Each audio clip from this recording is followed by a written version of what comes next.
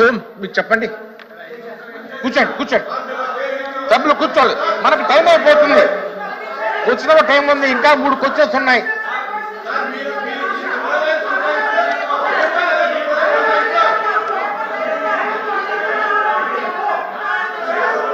Minister గారు మాట్లాడండి, continue చేయండి. మీరు కూర్చోండి, కృష్ణ కూర్చోండి, ప్లీజ్ కూర్చోండి, ప్లీజ్ విప్ గారు కూర్చోండి.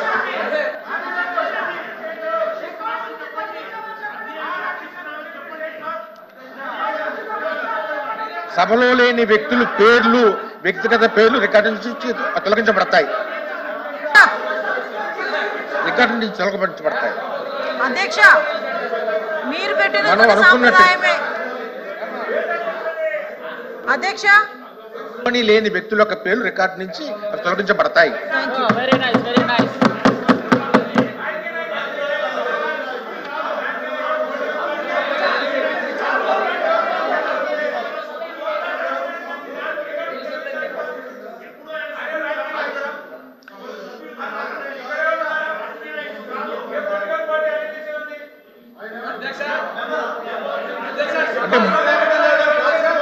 గౌరవ సభ్యులు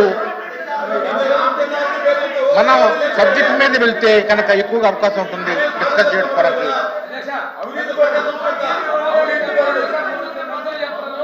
మంత్రి గారు చెప్పండి, ప్లీజ్ కూర్చోండి, ప్లీజ్ కూర్చోండి, మీరు కూడా కూర్చోండి, ప్లీజ్ కూర్చోండి. మీరు కంటిన్యూ చేయండి. మనం రిజాల్వ్ చేసుకున్నాం, ఇష్యూని రిజాల్వ్ చేసుకున్నా కూడా మళ్ళా మీరు నుంచోవడం అనేది భావ్యం కాదు. మీరు కంటిన్యూ చేయండి. సభలో లేని వాళ్ళ పేర్ల గురించి రికార్డులో తొలగించబడతాయని చెప్పినందుకు ధన్యవాదాలు అధ్యక్ష. చెప్పండి అధ్యక్ష, చాలా మంచి సబ్జెక్ట్. మనం మొదటి నుంచి కూడా ఈ సంప్రదాయం కొనసాగించుకుంటున్నాం కనుక అధ్యక్ష, ఇప్పుడు సభలో ఇక ముందు కూడా మనం లేని వ్యక్తులు మనం ప్రస్తావించుకోవట్లేదు ఇక్కడ. లేదా ఒక ఆకస్మిక వరద ఎలా వచ్చింది, ఏ తప్పిదాల వల్ల వచ్చింది అనేది ఇరిగేషన్ మినిస్టర్ గారు చాలా క్లియర్ గా ఎక్స్ప్లెయిన్ చేశారు. వరద వచ్చిన తర్వాత నుంచి కూడా గౌరవ సీఎం గారు ఎక్కడైతే విజయవాడ ప్రాంతాల్లో వరద వచ్చిందో ఇమీడియట్ గా వరద ప్రాంతానికి సందర్శించి ఆ రోజు తన కార్యక్రమాలన్నింటినీ కూడా మానుకొని కలెక్టర్ ఆఫీసులోనే సుమారుగా 11 రోజులు తన అడ్మినిస్ట్రేషన్ డిపార్ట్మెంట్ అందరినీ అక్కడే పిలిపించి బస్సులో బస చేసి విజయవాడని తిరిగి తన వాళ్ళందరూ కూడా పనులు చేసుకునే విధంగా విజయవాడని తిరిగి పునరుద్ధరించారని చెప్పడానికి ఈరోజు మనం కాదు అధ్యక్ష, 5 కోట్ల మంది ప్రజలే కాదు ప్రపంచంలో తెలుగు వాళ్ళందరూ కూడా చూశారు అధ్యక్ష.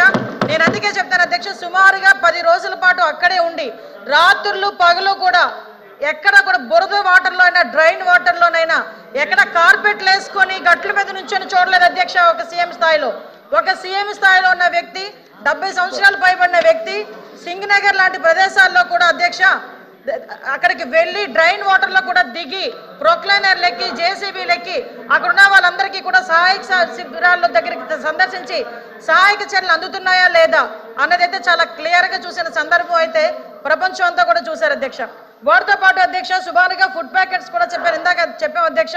1,15,00,000 మందికి ఫుడ్ ప్యాకెట్స్ ఇచ్చాము అధ్యక్ష.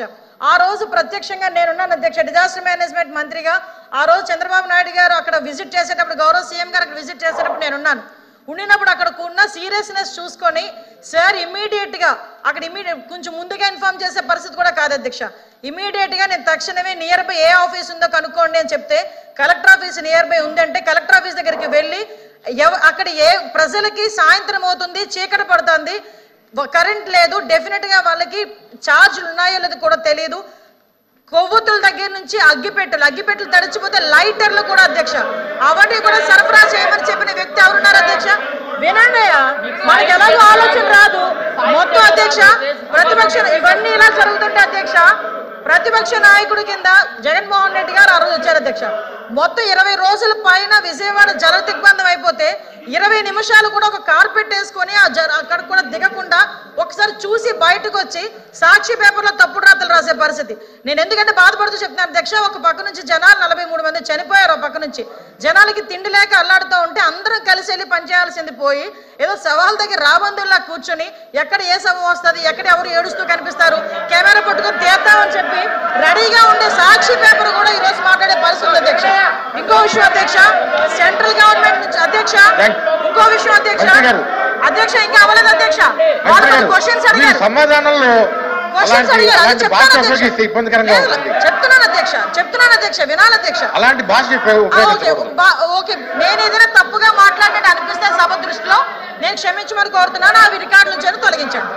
ఓకే, నేను ఒకటే క్లియర్ చెప్తున్నాను అధ్యక్ష, నేను అపోలజీ చెప్పా, నేను మన సభా సాంప్రదాయం ప్రకారంగా కాకుండా ఏదైనా పదం నా నోటి నుంచి తప్పుగా వస్తే సభాపూర్వకంగా క్షమించి రికార్డు నుంచి తొలగించండి. ఓకే, అదొకటి అధ్యక్ష. ఇంకోటి అధ్యక్ష, ఇప్పుడు మనకి సంబంధించి ఆ బుడమేరు దగ్గర నుంచి ఏదైతే బ్రీచెస్ పడినాయో అక్కడ నుంచి వాటర్ కంటిన్యూగా వచ్చి వాటర్ బయటికి అవుట్ఫ్లో కూడా లేకుండా ఇంచుమించుగా 10 రోజుల పాటు అక్కడే వాటర్ వెళ్ళిపోయే పరిస్థితి కనిపించినప్పుడు దగ్గరుండి అధ్యక్ష, నాకు తెలిసి ఏ మంత్రి కూడా బుడమేరు దగ్గర కూర్చొని 3 రోజుల పాటు రాత్రి పగలు కూడా వాళ్ళ అధినాయకుడు తాలూకు ఇన్స్ట్రక్షన్ మేరకు కూర్చొని బ్రీచ్ను క్లోజ్ చేసిన ఘనత కనుక ఏ మంత్రికి లేదు అధ్యక్ష. అది చంద్రబాబు నాయుడు గారి నాయకత్వంలో ఈ రోజు గౌరవ మంత్రి గారు చేసిన పరిస్థితి మనందరం కూడా అప్రిషియేట్ చేయాల్సిన అవసరం ఉంది అధ్యక్ష. వాటితో పాటు ఈ రోజు మనకి సెంట్రల్ గవర్నమెంట్ నుంచి ఇందాక సభ్యులు అడిగారు, మనకి 1036 కోట్ల రూపాయలు SDRF కింద వచ్చింది అధ్యక్ష. సుమారుగా డొనేషన్స్ కింద 450 కోట్ల పైన అధ్యక్ష.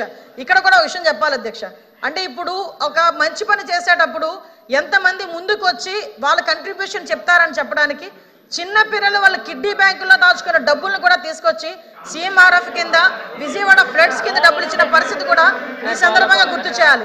ముసలి వాళ్ళు వీల్ చైర్స్ లో వచ్చిన వాళ్ళు కూడా వచ్చి ఈ రోజు డబ్బులు ఇచ్చిన పరిస్థితి కూడా ఉంది అధ్యక్ష.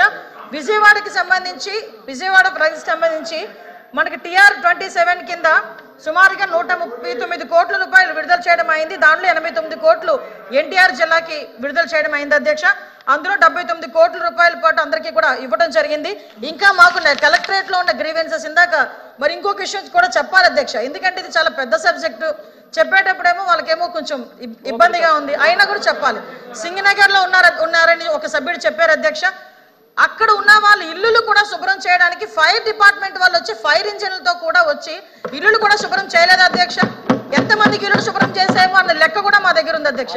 ఏ గవర్నమెంట్ అధ్యక్ష ఆటోలకి పాడైపోతే ఆటోలకు డబ్బులు ఇచ్చి, బైకులు పాడైపోతే బైకులకు డబ్బులు ఇచ్చి, MSME రుణాలకి సంబంధించి వాళ్ళకి కాంపెన్సేషన్ ఇచ్చి బ్యాంకులతో మాట్లాడి రివైజ్డ్ లోన్లు కూడా ఇచ్చిన ఘనత కూడా ఈ రోజు ఈ గవర్నమెంట్ అధ్యక్ష. ఫ్లడ్ కి సంబంధించి ఆకస్మిక వరదకి సంబంధించి అన్ని రకాల సహాయక చర్యలు మేము చేసాం, ఇంకా చేయడానికి కూడా ఇంకా ఏదైనా పెండింగ్ ఉన్నా కూడా చేయడానికి సిద్ధంగా ఉన్నామని సభ ద్వారా మీ అందరికీ కూడా తెలియజేసుకున్నాను అధ్యక్ష. ఇంకోటి అధ్యక్ష,